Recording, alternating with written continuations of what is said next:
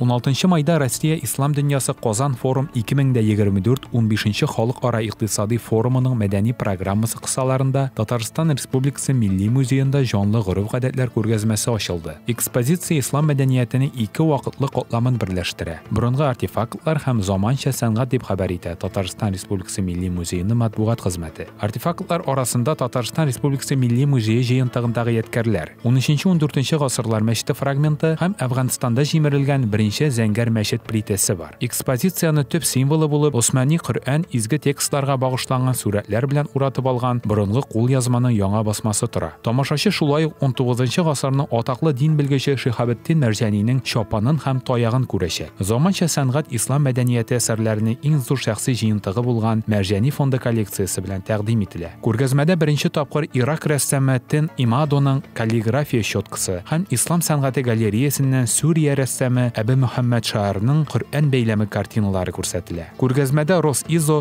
Татарстан Республикасы Милли музее, Татарстан Республикасы Сынлы сәнгать музее, Мәрҗәни фонды, Ислам сәнгате галереясы җыентыкларыннан барлыгы 100дән артык экспонат тәкъдим ителә. Күргәзмә 16 майдан 15 июльгә кадәр эшләячәк.